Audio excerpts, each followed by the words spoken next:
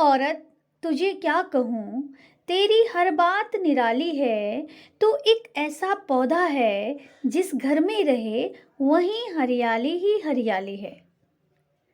नमस्कार, मैं प्रियंवदा नैथानी। मेरे चैनल में आपका बहुत बहुत स्वागत है। आशा करती हूँ आप खुश होंगे, स्वस्थ होंगे। जी हाँ, आज आप बात करते हैं हम अंतर्राष्ट्रीय महिला दिवस की। इस धरती की 50% आबादी की। तो महिला जो दिवस हम मनाते हैं 8 मार्च को, क्यों मनाया जाता है? उनको सम्मान देने के लिए, नारियों को सम्मान देने के लिए। इस दिन हम देखते हैं कि हमारे समाज में महिलाओं ने क्या अर्जित किया और क्या खामियां रह गई, जो अभी तक हमने महिलाओं को जो सम्मान देना था, जो अधिकार देने थे, क्या उसमें कमियां रह गई। तो आज इसके बारे में ही बात करते हैं कि अंतर्राष्ट्रीय महिला दिवस, ये तो हम सबको पता है 8 मार्च को मनाया जाता है। तो इसकी क्या कहानी है, क्या हिस्ट्री है, हम ये भी बात करेंगे। असल में महिला दिवस जो है ये एक मजदूर आंदोलन से शुरू हुआ। 1908 में न्यूयॉर्क शहर में 15,000 महिलाएं एक मार्च लेके चलने लग गई। उन्होंने आंदोलन किया। महिलाओं का मांग थी कि उस समय जो पुरुष होते थे उनके बराबर न तो उनको सैलरी मिलती थी, न सम्मान मिलता था, उनको वोट तक का करने का अधिकार नहीं था। तो ऐसा नहीं है कि हमारे देश में, बल्कि विदेशों में भी और दूसरे देशों में महिलाओं की स्थिति जो थी वो अच्छी नहीं थी और अभी भी अच्छी नहीं है कई देशों में।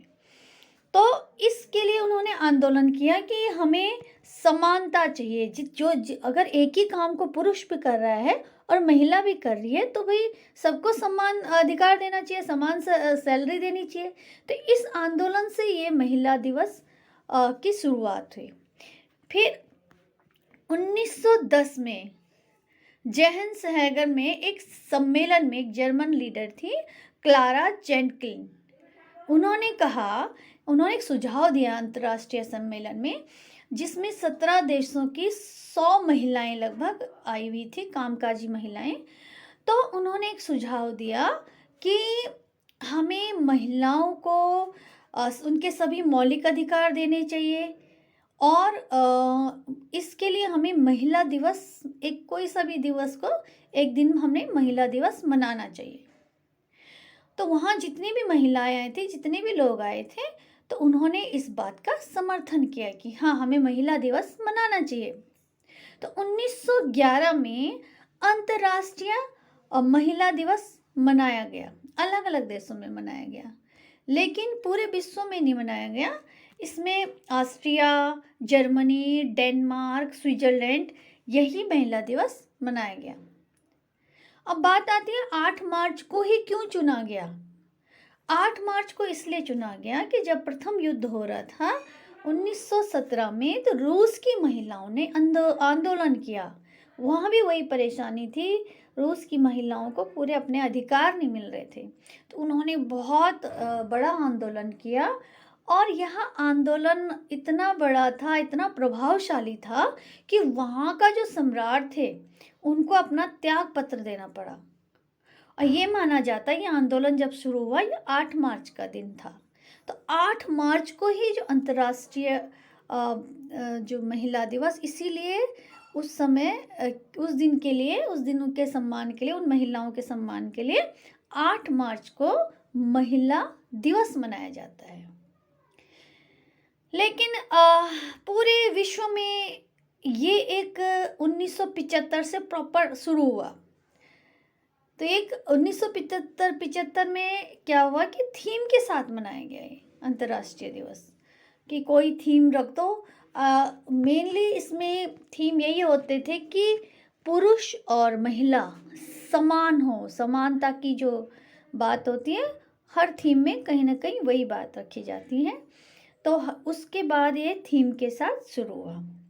तो ये तो मैंने आपको बताई कि अंतर्राष्ट्रीय महिला दिवस क्यों शुरू हुआ, कहाँ से शुरू हुआ और क्यों मनाया जाता है 8 मार्च को।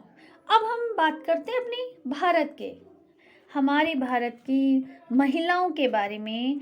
और सबसे पहले मैं आपको बता दूं कि राष्ट्रीय महिला दिवस, राष्ट्रीय माने हमारे भारत की जो हम जो महिला दिवस मनाते हैं वो 13 फरवरी को मनाया जाता है हमारे यहाँ इंडिया में। तो इसको जो स्वर कोकिला सरोजनी नायडू जी थी, तो उनके जन्मदिन के अवसर पर ये दिवस हम मनाया जाता है, क्योंकि वो बहुत कुशाग्र बुद्धि की थी, बहुत विद्वान थी, बहुत महान कवयित्री थी। इसीलिए उनको ये सम्मान देने के लिए हमें 13। अगर हम भारतीय नारी की सामाजिक दशा का प्राचीन काल का वर्णन करें तो आप देखोगे प्राचीन काल में अपाला है, गार्गी है, सावित्री है, सीता है, द्रौपदी है, ये बहुत विदुषी महिलाएं थी। ये वो महिलाएं थी जिन्होंने वेद की रचना में भी ऋषि मुनियों का साथ दिया।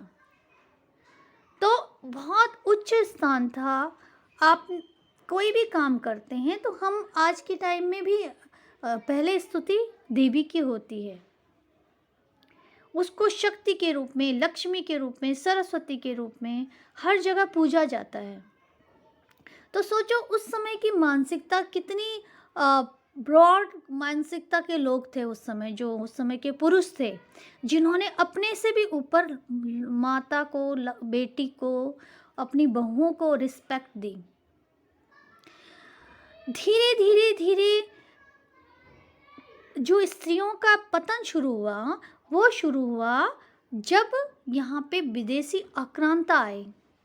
विदेशी आक्रांता के आने के कारण हमारी जो स्त्री थी, महिलाएं थी, आपने सुना होगा इतिहास में जौहर प्रथा यहाँ हमारे हिंदुस्तान में हुई।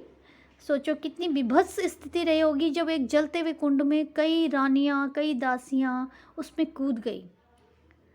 तो कितनी मार्मिक वो कंडीशन थी, दशा थी। और इसके बाद तो धीरे धीरे जो आम लड़कियां थी, आम नारियां थी, उनका जीवन और भी दुर्लभ हो गया। जब विदेशी संस्कृति इधर आई, विदेशी आक्रांता जो है यहाँ पे आए, तो उनकी जो मानसिकता थी वो सही नहीं थी, और उसके कारण हमारा जो भारत की एक बहुत अच्छी संस्कृति थी, बहुत अच्छी परंपरा थी, वो एकदम विध्वंस हो गई। तो उससे सबसे ज़्यादा जो असर पड़ा वो महिलाओं के जीवन पे पड़ा। विदेशी जो संस्कृति थी, धीरे धीरे आपने देखा होगा हमारे पुराने जो बहुत प्राचीन काल के, आप कोई भी पिक्चर ले लीजिए या कोई भी आप बात कर लीजिए, कहानियाँ सुन लिए, वहाँ पे कोई घूंघट प्रथा नहीं थी। लेकिन धीरे धीरे हमारे समाज में घूंघट प्रथा शुरू हो गई, बेमेल विवाह शुरू हो गए, जो लड़कियों का भ्रूण हत्या होती है, भ्रूण हत्या शुरू हो गई, सती प्रथा शुरू हो गई, बाल विवाह शुरू हो गया। तो जो लड़कियों के जीवन है वो एक नरक की तरह हो गया, पशुओं से भी बदतर हो गया। अब ये समस्या हमारे जब मुगल के बाद जब अंग्रेज आए, ब्रिटिश सरकार आई, तब भी बरकरार थी। लेकिन धीरे धीरे हमारे समाज में जब कोई भी पतन की तरफ जाता है, तो मतलब स्त्रियों का पतन इतनी कम हो गया था, इतने नीचे गिर चुका था, उससे नीचे क्या होता, तो अब उनका उत्थान होना शुरू हुआ। तो हमारे समाज के सुपर हीरो, जिन्हें महापुरुष कहेंगे, सुपर हीरो, तो ये थे दयानंद जी, राजा राम मोहन राय, ईश्वर चंद्र सागर, श्रद्धानंद जी, गांधी जी। इन्होंने हमारी महिलाओं की दशा को बहुत मतलब उत्थान की तरफ ले गए। इन्होंने सबसे पहले दयानंद जी की बात करें तो इन्होंने क्या कहा कि स्त्रियों को शिक्षा की ज़रूरत है, इनको पढ़ाओ लिखाओ, घर मत बिठाओ। क्योंकि उससे पहले तो 1840 से पहले तो शिक्षा का मतलब ही नहीं, महिलाओं को खाना मिल जाए पेट भर के, वो बहुत बड़ी बात होती थी। राजा राम मोहन राय, ईश्वर चंद्र सागर आए, इन्होंने कहा सती प्रथा बंद करो, दहेज प्रथा बंद करो, भ्रूण हत्या बंद करो। इन महापुरुषों के कारण आज जो हमारी स्थिति है समाज में महिलाओं की, जो उस समय से बहुत अच्छी है, तो इन सब ऋषियों के हम बहुत ऋणी होने हैं, हम सारी महिलाएं। इनके कारण आज हम बहुत अच्छी कंडीशन में हैं। अब आगे अगर हम बात करें स्वतंत्रता के बाद, तो स्वतंत्रता के बाद हमारा एक प्रॉपर संविधान का निर्माण हुआ और बाबा साहब अम्बेडकर जी ने संविधान का निर्माण करा और उन्होंने महिलाओं को बिल्कुल समानता का अधिकार दिया। हर क्षेत्र में जहाँ पुरुष कोई भी काम कर सकता, वहाँ महिला भी कर सकती है। आज की डेट में आप देखिए, महिला राजनीति में भी है, महिला व्यवसाय भी कर सकती है, महिला सेना में भी जा सकती है, हर काम कर रही है। तो केवल और केवल हमारे संविधान के कारण। विदेशों में तो वोट देने के लिए भी आंदोलन करने पड़े महिलाओं को, लेकिन संविधान के कारण भारतीय महिलाओं को ये वाला कभी स्टेप नहीं उठाना पड़ा। हमें हर चीज़, हमें आज़ादी है, जितनी पुरुषों की आज़ादी है उतनी हमारी आज़ादी है। महिला उत्पीड़न के और सती प्रथा है, बाल विवाह है, इनके लिए आज कड़े कानून हैं हमारे संविधान में। वो बात अलग है कि हम या आम महिलाएं उनका कितना उपयोग कर पाती हैं। अब ये मैं ये नहीं कह सकती कि ये संविधान है तो सारी महिलाएं बहुत किसी का शोषण नहीं हो रहा है, सारे बिल्कुल शक्ति स्वरूपा हैं, ऐसा नहीं है। आज भी महिलाओं का शोषण हो रहा है, आज भी दहेज प्रथा है, आज भी बाल विवाह हो रहे हैं, लेकिन वो हमारी एक अज्ञानता है। समाज को अभी बहुत जागरूक करने की ज़रूरत है। तो वो जब तक जागरूक नहीं होंगे तो उनको कितने भी आप नियम, उनको कितने भी अधिकार दे दो, कितने भी उनके लिए नियम बना लो, वो तब तक अपने नियमों का उनको अपने अधिकारों का पता नहीं चलेगा। तो आज की डेट में सबसे बड़ी चीज़ यही है कि हमें अपने बारे में पता होना चाहिए महिलाओं के, कि हमारे कौन से अधिकार हैं और संविधान के किस नियम के अनुसार हम, अगर हमारा कोई शोषण हो रहा है तो हम किसी को किस तरीके से सज़ा दे सकते हैं, पनिशमेंट दे सकते हैं। इसके लिए भी हमें आगे आना पड़ेगा।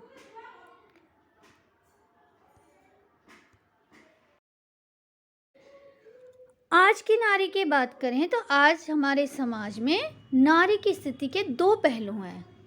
एक पहलू है जहाँ पे नारी बुलंदी छू रही है, समाज में हर वर्ग में एक उच्च स्थान पे हमारी महिलाएं काम कर रही हैं।